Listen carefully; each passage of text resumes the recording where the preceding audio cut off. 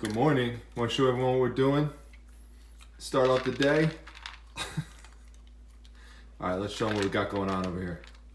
All right, so I listed all those wrestling DVDs that I showed you yesterday. There were a total of 86 of them. I put them up for $400, so $399.99. So we'll see what happens with those.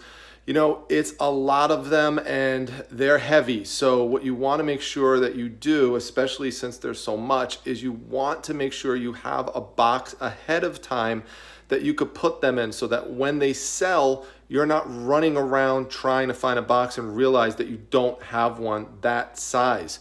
Another thing you want to do with heavy items like that is you want to make sure you secure the bottom of the box so that it doesn't give way and break. And so let me show you something that I like to do just to put an additional layer of reinforcement on it. Okay, so as you can see, it's all taped up. So now we're just gonna layer in the DVDs. All right, as you can see, all the DVDs are in here now. I've got a little bit of space to play with to put a little void fill in, a little bit of cushioning, which is important for, you know, something like this. So you wanna make sure it's well protected. Now, although it is heavy, keep in mind that DVDs can be shipped out media mail, so it is not going to be that expensive, even though this is a pretty big sized box. All right, I just want to document this. You see these little white things coming down? It's May 9th, and we have snow here in Syracuse, New York. I should not be seeing snow in May. That's just absolutely nuts. Now, the reason why I'm back here, we're gonna head into Primetime Treasure Shed quarters. If you missed my treasure hunt in here last weekend, go check it out. I totally reorganized this thing. It was a mess, and now it's nice and clean. Things are still the same as you saw it last week, except I have two things that I'm adding to it. This is some leftover stuff from our basement clear out haul that was sitting basically just in the kitchen over the past week, and it's something that I need to get to list, but right now I really just can't get to the bulk of that. So this is the advantage of having a shed. Mrs. Primetime doesn't want it sitting in the kitchen anymore, so my job was to move it back here. So I'm just gonna tuck it under one of those little areas and just keep it there for now and just get to it as I can. Now, as a little be on the lookout, if you ever see these Fisher-Price letter trays with the letters, definitely pick them up, these magnetic ones. They're really cool. Check out the comps on them. They sell really well. You can find them at garage sales and all sorts of places. All right, so you can see here, they're just tucked away there, and I just kept these two stuffed animals up top. Just have something nice and friendly to greet me as I come in here every day. In addition, of course, to my superhero friends. All right, so let's go pick out our picture and our poster today to list. The one that was behind Pat Sajak and Vanna White from yesterday. These are all from that magician's house. Is this clown one right here. Now, if you're freaked out by clowns, you're not gonna like this, so I won't show it too much. But it's a pretty cool picture, and a real big be on the lookout tip for you is to look for things that are circus related. It's one of the first bolos I ever learned 20 years ago when finding a lot of old circus magazines. I could not believe how well those things sold for. It was crazy, and they go fast. So anything circus related, definitely look for. But let's check out the posters here. I think we'll just go back into here. This one seems a little intriguing to me because it has a wrap around it, and it looks like, I don't know, it's kind of interesting. Let's see. Maybe it's comic related as well. Spider-Man. Ooh. All right, let's check this out. Hey, Daisy, it's poster time. I'll show everyone the poster. Let's go take a look. Let's go take a look. All right, here it is. This poster is amazing. No pun intended. Amazing Spider-Man is the comic I read the most as a kid. Even though Silver Surfer is my favorite, Amazing Spider-Man is right up there. So just a little tutorial about some of the characters, because if you come across them, you need to know them. It's really going to help you out. So this one here, pretty obvious what he would be called, the Vulture. This one here is the Hobgoblin. Then over here, pretty easy to figure out with the arms. That's Dr. Octopus or Doc Ock. This big guy here is Kingpin. This one here is Scorpion, and then obviously that guy is Rhino. This one here is a Puma. He's the only one here I didn't really like. This is actually my favorite Spider-Man villain is Tombstone. I really love him. This one is Black Cat. This one here is Electro. Then here you've got Venom, very famous character. You definitely need to know if you see anything with Venom on it, pick it up. And this one here is the Lizard. You can see here, this is a poster that goes back to 1990. Hard to believe we'd call that vintage now. But in terms of comps, right now, the closest or lowest priced one of these is for $45 plus $10.90 shipping, and there's 14 watchers on it. So this should be a good one. What do you say? 50 bucks maybe? Yeah? All right, boss. One other little tip here for you, it's not only important to know the characters, it's also very important to know the artists, because some artists are highly sought after, one of which is John Romita. So you need to look for him. It's actually a father and son combination, and they're very popular. So I would actually take a close-up of just that print signature right there to put it in the listing, and it would be a keyword that I would use in the title as well. All right, so you can see here that this is inside of a poster sleeve, which is really ideal because, you know, I normally put like a little light rubber band around it, but this causes absolutely no risk whatsoever of any kind of indentation marks or anything like that. So if you're gonna pick these up, they're definitely good to have on board. So I was just setting up the photos for this, and not only is the front cool, but pay attention to the backs. They're not all blank. And so if they have any kind of details like this, make sure you take a photograph of this, especially the date. So this one, as you can see here, goes back to 1983. Really cool. So I'll take one picture of that, and then I'll zoom in on this to take a second picture.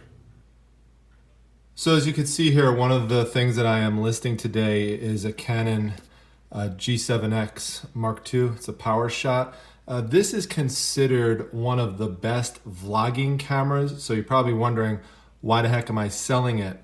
Well, I'm really trying to improve audio, and it does not have any slot for an external mic, and the regular audio on it, I don't like it. But if you're looking for a camera just for the video part that you might want to sync up with an audio file later, you could read the reviews on this. This is considered top of the line. There's a lot of accessories that I have that are going to go with it, like a tripod and extra batteries and a carry bag and all sorts of things. So it's going to be in my eBay store.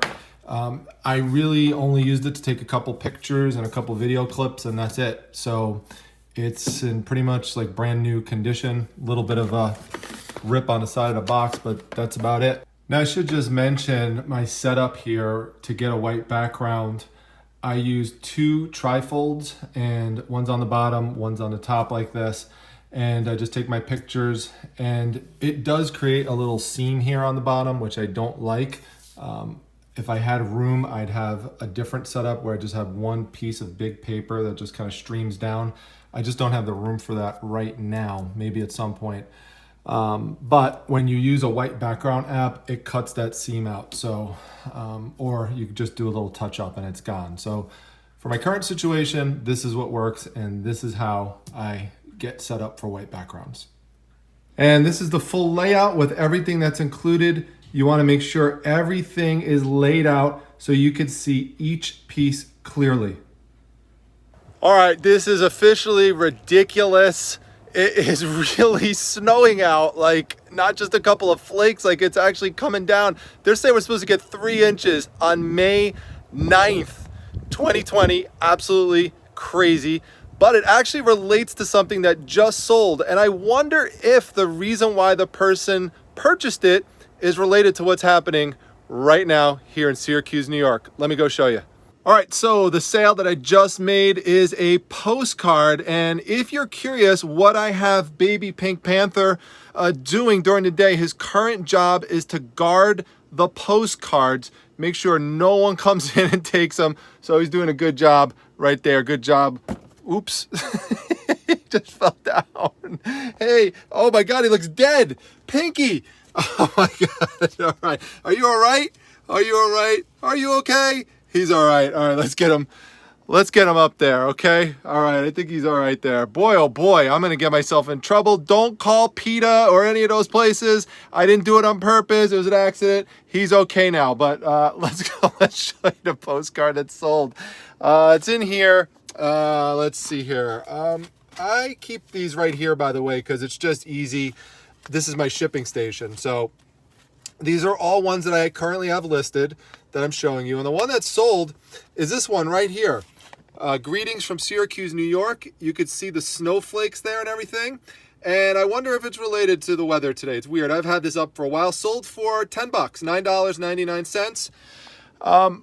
I have good luck with postcards. I've done very well with them. And what I do as a listing strategy, because some people have asked me about it, is that when one postcard sells, I put 2 more up. So I'm gonna go find another 2 right now and see what we pick out. Okay, so I'm taking you to a never before seen area in Primetime Treasure headquarters. This is actually the area behind where I do my filming. So you're seeing me when I do my live shows and my regular shots that I used to do when I sat here static. Behind me is all that stuff from the shipping area. But this is what I'm actually facing. And so you can see here, I keep a lot of my postcards. And so, like I said, look for 2 as a replacement. And it's just really whatever comes to mind that kind of strikes my fancy that day. So this is one that I picked out. The Catskill Mountains were huge in terms of that was a place where people from New York City back in my father's generation used to come for a way to just get away from the city. So used to travel over to the Catskills. Very popular, especially with Italian American families. A lot of those hotels are shut down. I'd be curious if anyone even remembers this one here, Polok's Motel or Hotel. Is it a motel? Motel. So I wonder if anyone remembers it. If anyone was there, I'd crack up to hear that in the comments. There's no one who has anything like this listed right now. So this is the kind of thing where I could list it for $10 and someone buys it off of emotion because they just remember it. I might even list it a little bit more than that and whittle it down to $10 at some point and then just keep it there. And then the other one that drew my attention was this one with this little girl, and she kind of looks sad. And on the back of it, I'll bring this up. You could pause it and read it if you want to, but it tells a story basically from the little girl, I think writing to her aunt, in which, she's kind of lonely and she's kind of sad. And, she got a compliment on one of her dresses. And, it dates back to 1911. So again, one of those cool things. If you could tell stories with postcards, read the messages on the back. It really helps. I actually talk about that in my listings. And you can see here, I have this one already in a little baggie. Right there is where you find it. Just a little sleeve, postcard sleeve. BCW sells them. They're great. I have a link down below in my description section if anyone's interested in these. They don't sell boards for them, but these little bags come in really handy. Shout out to Costa, by the way, former moderator in my Facebook group, who bought me these Dennis Rodman cards, sent them over to me as a gift because he was my favorite player growing up when he played for the Pistons. Bad Boys, if any Bad Boys fans out there. So thanks, Costa. He wanted to know if I ever had them out anywhere, and I do. They're right behind me right there. All right, so we just got another sale that came through to pull off the inventory rack right here. And it's right here, right on the front. It's this Curtiss P-36A model airplane. I picked it up for $3 at an estate sale and wound up selling it for $27.50. It's light. It goes first class. This was a great military combat plane. Made of really strong metal from the 30s and the 40s. So lots of people out there that love to collect and build these. I'm going to also get another one of these types of kits and list it as a replacement for this one. So for my postcard backgrounds, I just take out an 8x10 piece of paper like this and just lay it on top of there, snap, and then crop around it. Rather than taking out a whole big poster board, there's just an easier way. Hey, it's Christmas in May in Syracuse. Ho, ho, ho. All right, so some of you saw in my shed video last week that I have a bunch of model planes in there, but this is another storage area I have. It's another top secret location in Primetime Treasure headquarters where I keep some other inventory. So I'm gonna just take this plane out and get this one listed. All right, so here's my tip for you when you are selling vintage model planes. Do a layout like this where you take the pieces and the papers outside of the box, lay it out so someone could see all of the pieces. Yes, you still want to do this even if it came what looks like new in the box with just 2 pieces of tape at the end, because the person purchasing it does not know if anything kind of slid out of those holes there at the end, those little openings, or if someone just, slid the tape open, did something with it, took pieces out. They want to know that it's complete. The only time I would not suggest doing this is if it came factory sealed in some kind of plastic seal that went around it, where you could clearly tell that nobody opened it. And that's assuming it wasn't resealed. I'm talking an original factory seal. But with this type of layout, this is what's going to help you sell it. If you don't do it, it's going to sit for a while. Trust me, I know, for selling these for a long time. All right, a few more pieces of merchandise to show you that sold today. The first one's coming right off of this wall. It's this Star Trek poster. Amanda saw it in yesterday's video. She reached out to me and asked me how much it cost. I said $29.99.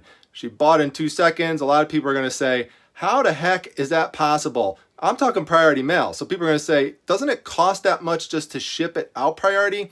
But it doesn't, and that's the key point I want you to keep in mind so you don't pass items like this up. I got it for $1 at a rummage sale.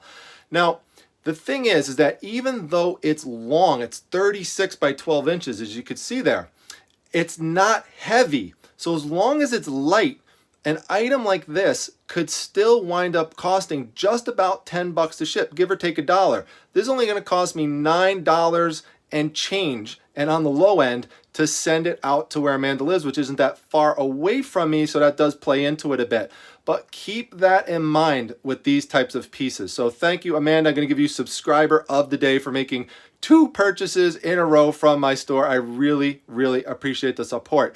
The next items that sold are some vintage horse photos, and I showed you yesterday that I keep my photos up here. I already pulled a couple of them out here. These horse photos are really cool. Now the first ones I'm going to show you are actually on auction right now. I put them up a couple days ago. And what you're looking for with this to decide whether or not you're going to do a buy it now versus just trying an auction is I'm looking for some kind of human interaction with the horse. So you can see there's a handler with the horse. These next ones I'm going to show you are cool. These have the jockey. This one's a little bit kind of, it's got a little bit of fading on it and stuff, but these next two are really cool. They have the signature of the photographer on it, famous photographer, and you've got the action, with the horse whip and the harness. It's just really cool. These go back to the 1960s. Here's another one too. So I put each one of those up for $9.99 on auction. Each one of them got a bid today. And this one here, this one sold today with 2 others that I'm going to show you in a moment for $15.99. So let me show you these. So this one's a mare. This one's a foal. This is my favorite one of these 3. Their faces are pretty cool, standing side by side with one another, but there's no human involved, which is why I put them up for $19.99 as a set. And she offered me $12. We met in the middle at $15.99. But these still have 4 days left on them, and I just really love just the action, going on, the pictures, and I really zoomed in on the people in the background.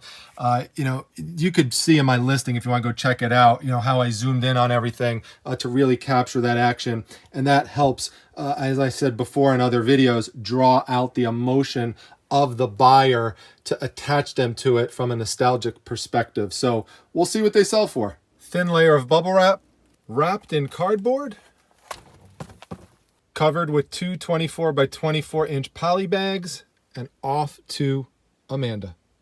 And the total actually only came to $8.80, so not bad. I've got the replacement up, but that one is not for sale. I hope you enjoyed the video, everyone. I'll see you back at the next one. Don't forget to like, comment, and subscribe. Take care.